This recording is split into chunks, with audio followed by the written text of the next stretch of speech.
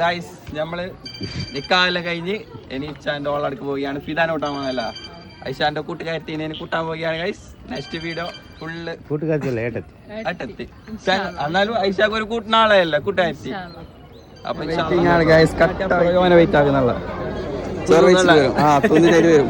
ശരിയാണ് നെക്സ്റ്റ്